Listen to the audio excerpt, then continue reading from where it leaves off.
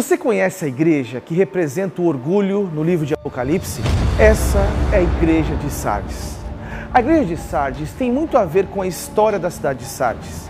Seus cidadãos eram orgulhosos, arrogantes, autoconfiantes. Por causa da autoconfiança e a falta de vigilância dos seus habitantes, a cidade orgulhosa caiu nas mãos do rei Ciro da Pérsia em 529 a.C., quando este a cercou por 14 dias. E quando os soldados estavam dormindo, ele penetrou com seu exército por um buraco na muralha, o único lugar vulnerável, e a dominou. Quando João escreveu esta carta, Sardes era uma cidade rica, mas totalmente degenerada. A igreja tornou-se como uma cidade, em vez de influenciar, foi influenciada. É nesse contexto que vemos Jesus enviando esta carta à igreja. Uma mensagem revelando a necessidade urgente e imperativa de um poderoso reavivamento. Mas como iniciá-lo? É isto que vamos ver nesse episódio da série Pare e Pense sobre o Apocalipse.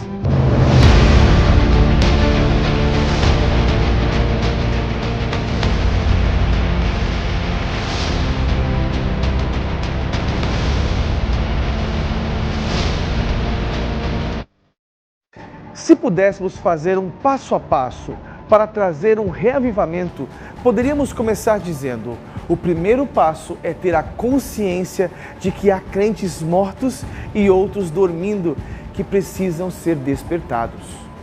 Devemos olhar para a carta de Sardes não como uma relíquia, mas como um espelho em que vemos a nós mesmos. O reavivamento é necessário quando há crentes que só têm o nome no hall da igreja, mas ainda estão mortos espiritualmente. Crentes que ainda não são convertidos. A igreja gozava de grande reputação na cidade. Sua fama era notável. Aos olhos dos observadores, parecia ser uma igreja viva, dinâmica. Tudo na igreja sugeria vida e vigor. Mas a igreja estava morta. A maioria dos seus membros ainda não eram convertidos. O diabo não precisou perseguir essa igreja de fora para dentro. Ela já estava sendo derrotada pelos seus próprios pecados. Tinha exuberância de vida diante dos homens, mas estava morta diante de Deus. Aquela igreja estava se transformando apenas em um clube. O texto diz: não achei as suas obras íntegras diante do meu Deus. A igreja tinha fama, mas não vida. Tinha pompa, mas não Pentecoste. O reavivamento é necessário quando há crentes que estão em estado de enfermidade espiritual. O pecado mata a vontade de buscar as coisas de Deus, mata os sentimentos mais elevados e petrifica o coração. No começo vêm as dúvidas, medo, tristeza, depois a consciência cauteriza. Aqueles crentes viviam uma vida dupla, suas obras não eram íntegras.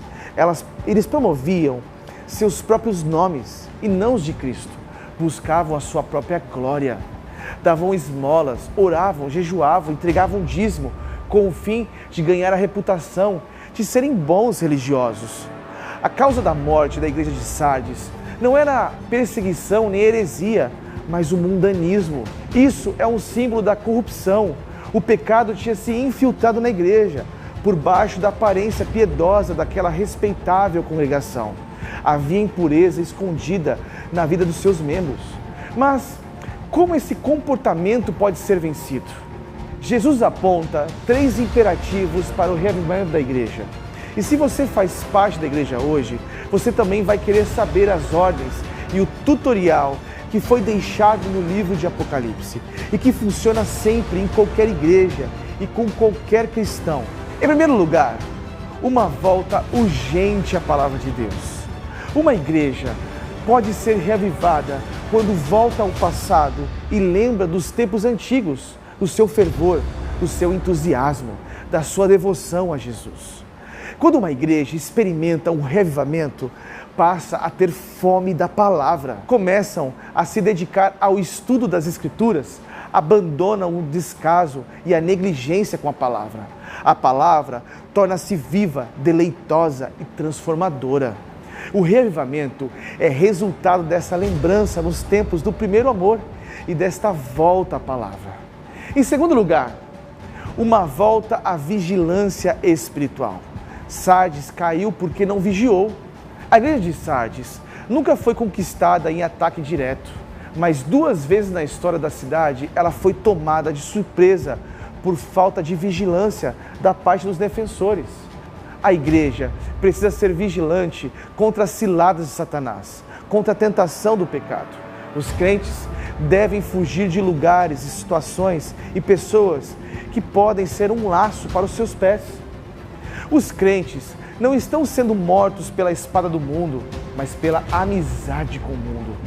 Em terceiro lugar, uma volta à santidade. Embora a igreja estivesse cheia, havia apenas uns poucos que eram crentes verdadeiros e que não haviam se contaminado com o mundo.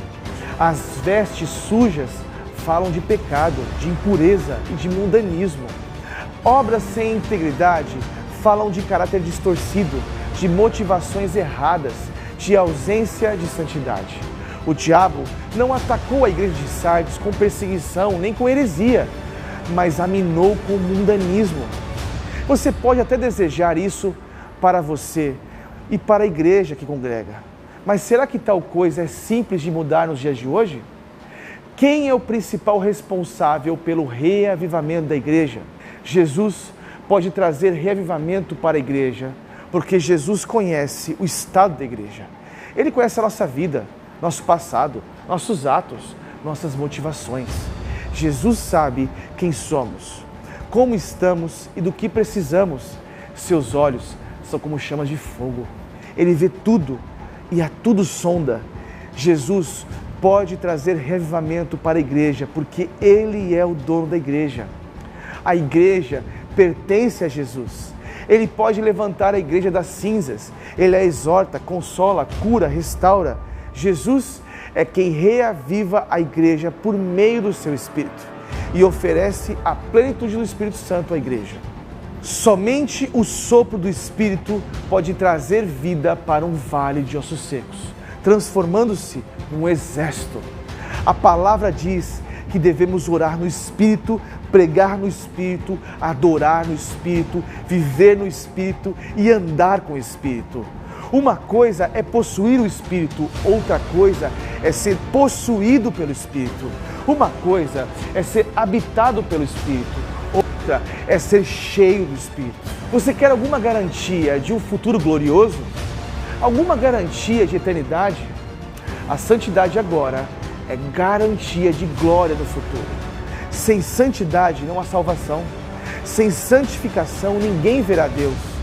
Aqueles que estão mortos espiritualmente e negam a Cristo nesta vida, não têm seus nomes escritos no livro da vida. Devemos ser fiéis a Ele para vermos as oportunidades e não os obstáculos, para vivermos com Ele em glória.